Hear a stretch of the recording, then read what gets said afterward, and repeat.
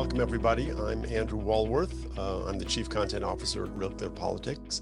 And today we're going to talk a bit about what we call the 5 tribes of American voters, and in particular about a recent poll on the subject conducted by RealClear Opinion Research. The full results are now available on the website. Just go to RealClearPolitics.com. If you open the Opinion Research tab at the top of the homepage, you can see the poll materials, and that includes the top line, the methodology used, the crosstabs, as well as an article by Carl Cannon on the poll. So joining us today are Carl Cannon, Washington Bureau Chief for RealClear Politics, Jonathan Chavez, who is the Chief Analytics Officer for RealClear Opinion Research, and Sean Trende, our Senior Elections Analyst. So Jonathan, let's start with you. What are some of the poll highlights? And tell us a bit about the methodology involved. So we started this research back in 2018. And the goal of it was to try to understand America beyond the traditional just left-right, red-blue divide. Understanding some of the values that may underlie the way in which voters think about public life, voting in elections, all of those sorts of things. When we did this analysis back then, we saw 5 tribes emerge, and one of the most interesting things from 2018 is that we saw there was a real division within the 2 Republican and right-leaning tribes. While they agreed about a lot of issues, there was disagreement about some very fundamental things about sort of what defines Americans and who gets to claim that title. Disagreements about whether or not new legal immigration was good or bad. Disagreements about whether or not diversity makes America stronger or not. When we looked at sort of how opinions have shifted over time from 2018 to 2022, we've seen that the polarized nation that we were seeing in 2018 has somehow gotten more polarized in a lot of ways. And that in particular, when we were looking back then, while we did have one tribe that was significantly Democratic leaning, we called it the resistance back then.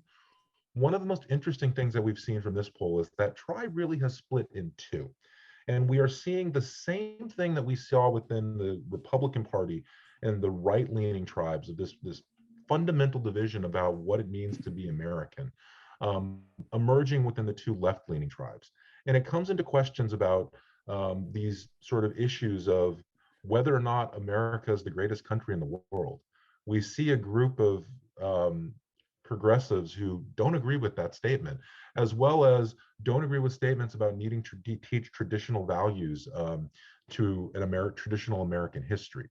And so to me, the biggest takeaway that we have is that while we try to think about things as a polarized nation between left and right, it's important to understand that that's a little bit of an oversimplification, that even beyond that left and right dynamic, within each of those 2 coalitions, we have some really deep divisions about what it means to be American, how we should think about sort of institutions versus needing to change institutions, and where we go from here. So there's a lot more that we kind of dig into that I think we'll talk about today, but to me, that was the biggest thing that we saw. It's a poll of a little over 2,000 registered voters that we conducted over the course of the early part of February. Okay. Carl, you wrote about the poll this morning. Tell us what your takeaway was. Well, I have a couple of questions, and one of them is that this poll got me thinking about. So as Jonathan pointed out, you have this, one of the 5 tribes is mainline Republicans. We 3.5 years ago, they were, the Republican Party was kind of split between, about 12.5%. Jonathan, correct me if I have these numbers right. Hardline MAGA people, pro-Trump, anti-immigration, anti-trade, and 25% the rest of the Republicans. They were going to vote for Trump, but they were not anti-immigration. They don't questions determined to elicit racial resentment. They don't show that. They're, think Mitt Romney, Jerry Ford, the Republicans that like that. Well, now, these are arbitrary in a sense. We're assigning these values to them, but the way Jonathan and John De La Volpe, who runs the poll for us, have tabulated these results, the mainline Republicans have doubled in size. The MAGA crowd has decreased slightly. And I'm curious. I hope Sean will speak to this because he really knows a lot about the Republican Party. Is this the beginning of a post-Trump, a vision of what a post-Trump party could look like? Ralph Youngkin, yesterday, the new governor of Virginia, who kept Donald Trump out of Virginia, but he did so in a skillful and respectful way, got his first legislative victory. It was repealing a mask mandate. So these are not, they think of themselves as solid conservatives, but they're not really identified with Trump or the immigration or racial resentment. I mean, the MAGA group, I think they're down at what, 12% or 11%, John. Yeah. They don't even like legal immigration.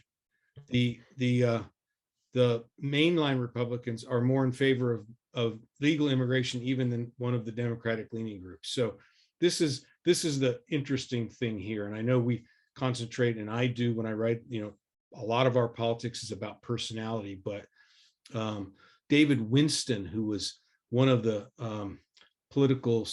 social scientists, he's a Republican, but he wrote about tribes in another way 3 years ago, or 4 years ago, after the 2016 election. He said a lot of that, you can look at that, was about issues.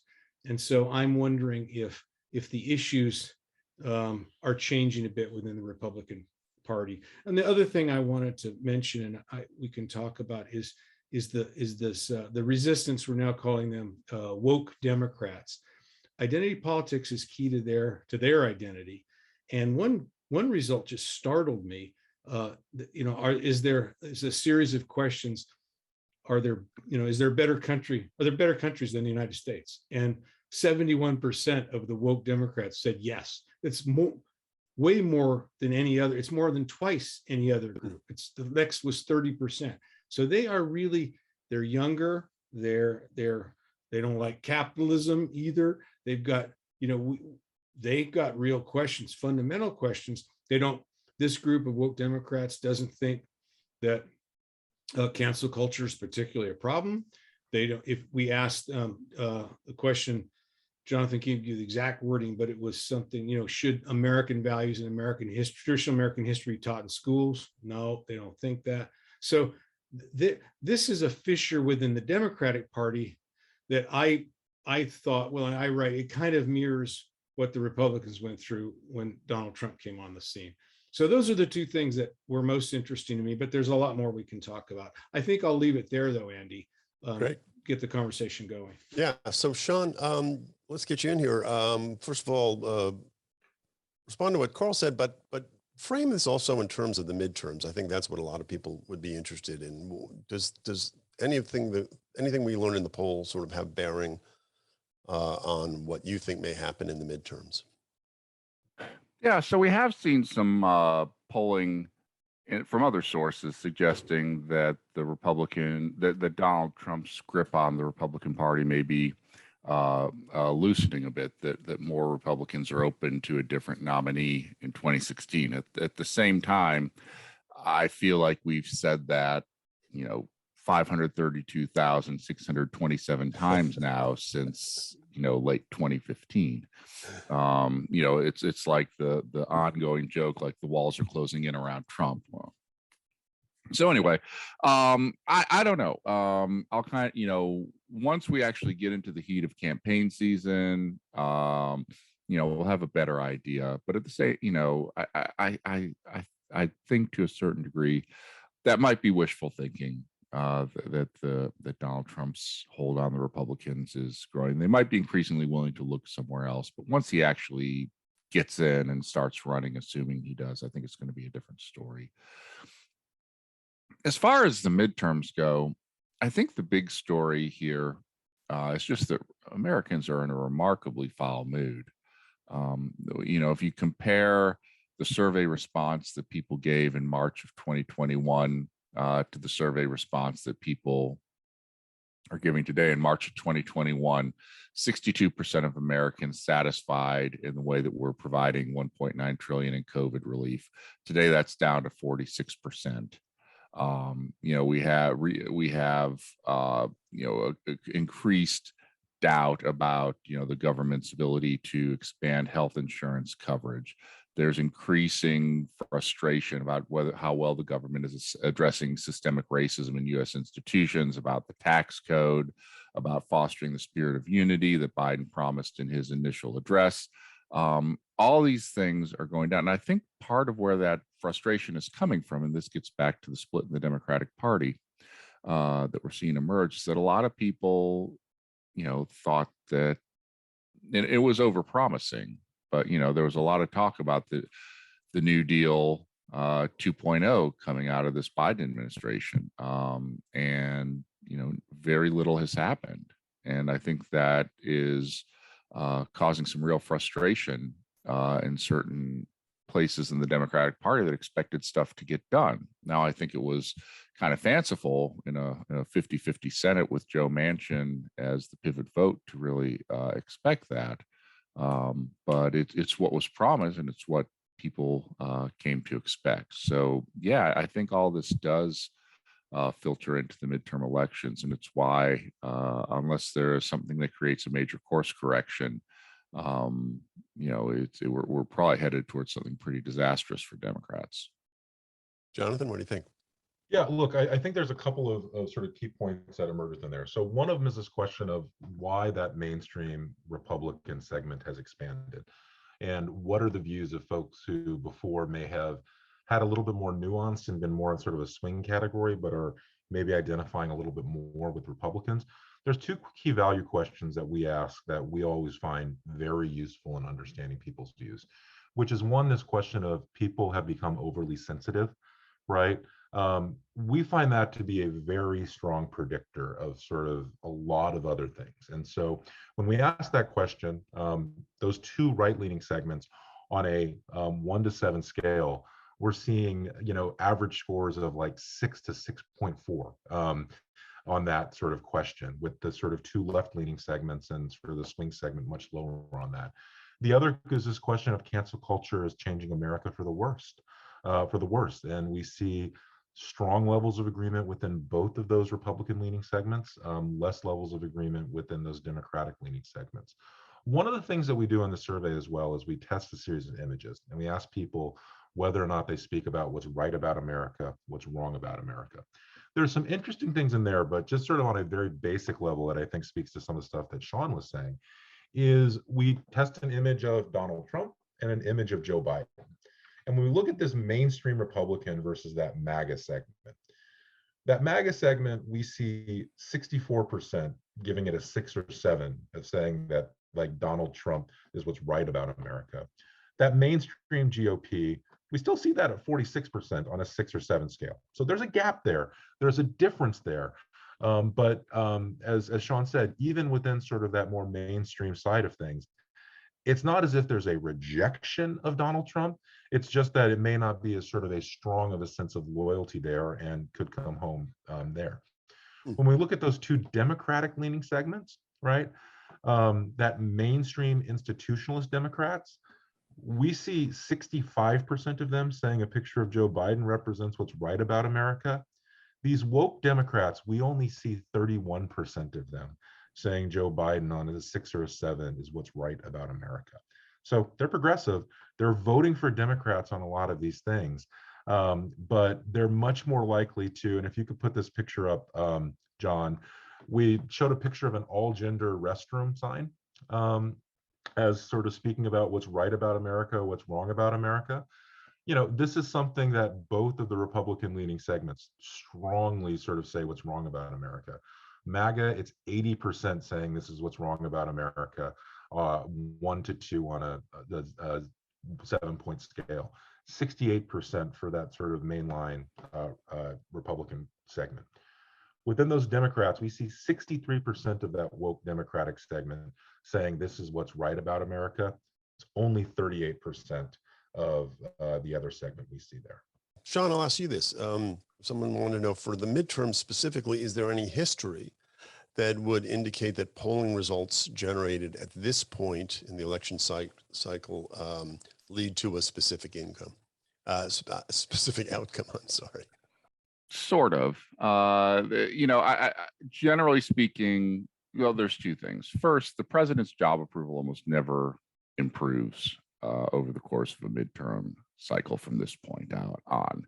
And we know the president's job approval is the strongest predictor of how the midterm election is going to go. Now, that's not true of presidential years. Presidents improve their job approval during presidential elections all the time, but during those midterm elections, generally flat or downward. But as far as actually trying to predict the results, there is some noise in the data. I think we can say the people have gone back and researched this and found that there are correlations with how things look in the polls today versus how things turn out on election day. But those correlations have a lot of noise buried within them. So we can probably look at this and say, look, this isn't going to be a year like 2018 where Democrats win the popular vote by 8 points. That would be an historical anomaly. And it's probably not going to be a year where Democrats end up winning the popular vote by 2 points either. Now, will this be a year where Republicans win, 5, 6 points? I mean, it's possible, but that doesn't seem to be predetermined by the poll results we have right now. Carl, you mentioned the flag in your article today. What struck you about that? Jonathan, can you tell the people what was the stark difference here in the image and how people viewed this image? Yeah, so the woke Democrats, that sort of segment that we sort of spoke about first, only 7% of them said that this represents what's right about America. Again, a 6 or a 7 on a 7-point scale. We see 58% of them saying a 1 to 2. It's what's wrong about America. Those institutionalist Democrats, they're basically neutral on it. A quarter of them think it's right. A quarter of them think it's wrong. Most of them kind of fit in the middle there. What if this is a hybrid? I mean, we don't know what this truck is. It's a 4x4. Could be. It could be, but going to save whales. I mean, geez. No, but the two Republican-leaning segments, it's 69%. That's what's right about America and sort of an image that we have there. And so, again, I think that the point is that we're sort of looking at here is that like this image, other than sort of the context of sort of the Blue Lives Matter sort of thing, we're at a point right now where these sort of culturally representative things of sort of the truck and those two different flags there, they're not anywhere close to being sort of a neutral representation. They have really profoundly different ways that can sort of divide people. And there's even within sort of the context of like displaying pictures of the military, right? So if you show the picture of the military in combat, we see significant differences between the segments, right? Republican-leaning segments think that this is right about America. Middle of the road and Democratic-leaning segments, much, much more nuanced to some negativity. Now, when we show the military in humanitarian efforts, we see no differences between the segments, okay? 65% of each of the segments telling us that this is what's right about America, okay? So there are these very rare things that we can get some agreement on when we sort of look across the spectrum. But even the military and combat, we're going to see some pretty significant differences about sort of views of how, and that used to be one of the things that we would say, like the military is the thing that transcends politics. We leave politics at the water's edge. We saw those agreements. We're seeing in a lot of the data that we look at that even that is changing over the course of the last few years. All right, and Andy, with that, I'll come back in because that's right. Jonathan said we're trying to get common ground here. When we look, people who've been looking for tribes. It started in 2018. Another group, I think they were called More in Common, came up with the tribes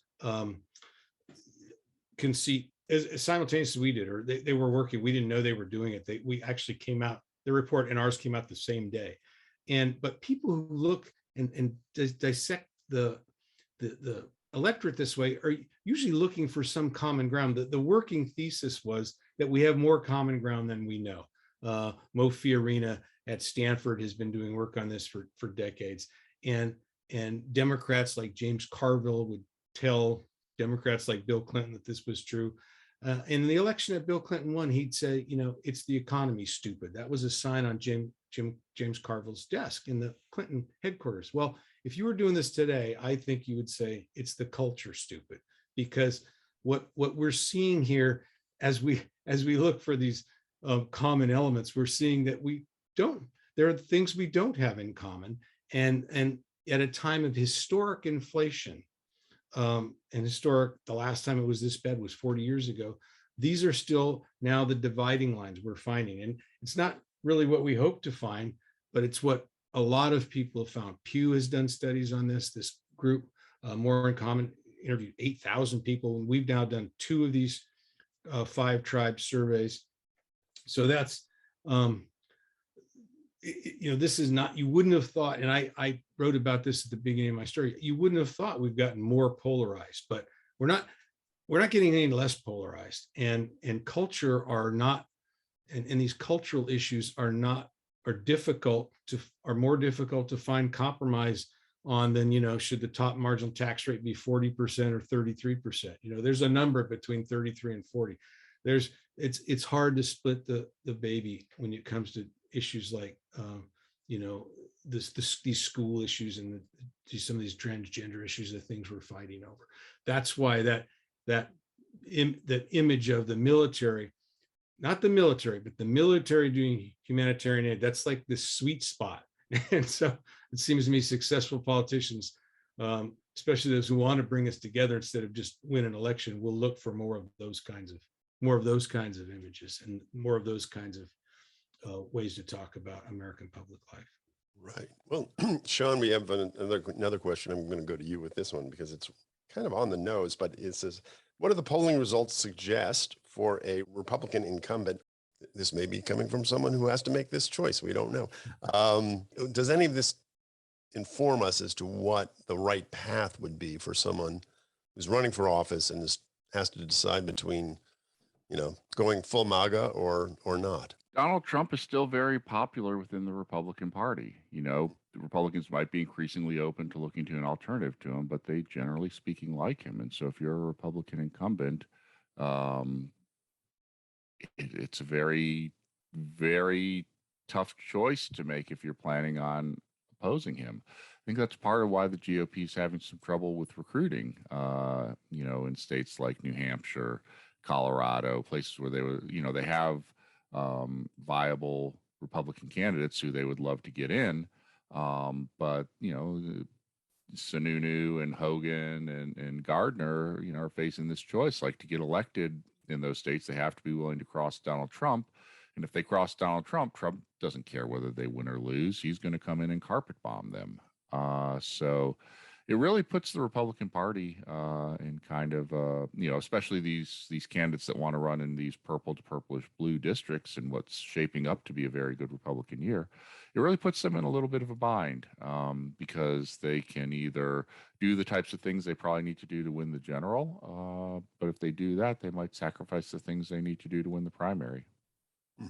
Jonathan, you have any thoughts on that? Yeah, and I think the same is emergingly true within the Democratic coalition. It's just you don't have the avatar of a Donald Trump on the Democratic side that can symbolize those kind of things. And these are some of these issues of, the quote unquote kind of wokeness sort of things of whether or not be critical race stuff, defund and things like that. Where the interesting thing we see was sort of this look at sort of 5 tribes, where 2 of the tribes in particular on both sides, is you have this interesting dynamic where what it takes to win like a Republican primary is, you take the MAGA tribe and enough of the mainline Republican tribe, you combine those things together and you can win a Republican primary. On the Democratic side, it's taking the sort of woke Democrats and getting enough of the institutionalist Democrats together in order to win on that primary side of things. But when we look at these broader issues, we see that those institutionalist Democrats are in a lot of ways closer sometimes to the Republicans on some of the things, and vice versa on immigration and things like that. Those mainline Republicans are closer to the swing voter in some of the Democratic tribes. And so you just have this odd paralysis that emerges within the parties of, to win in the individual parties, you have to take one stand. But that's a stand that is very much at odds with when we take the entire population and amalgamate it. And it's a tough choice to make. It's easier to see on the Republican side because we have that easy figure of Donald Trump to look at. But we see that division in the Democratic side because now you don't have the anti-Trumpness to unite them. You're having to have sort of that street fight over some of these issues too. Carl, we had a question about third parties, which sort of is interesting. I know you wrote about a little bit about third parties in your article today, so I do commend everyone to see Carl's piece, which is on the site today, and that also you can see the top line. You can see you can really dig into the data.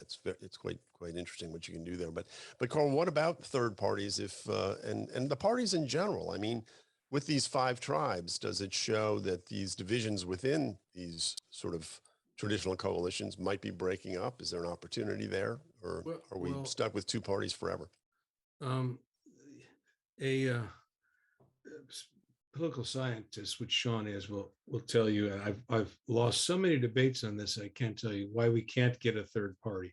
I argue that through most of the 20th century, we had a de facto third party. It was the Southern Democrats, and that the 2 dominant political parties have created all of these barriers to a third party, ballot access and all the rest, gerrymandered districts, 100 different ways.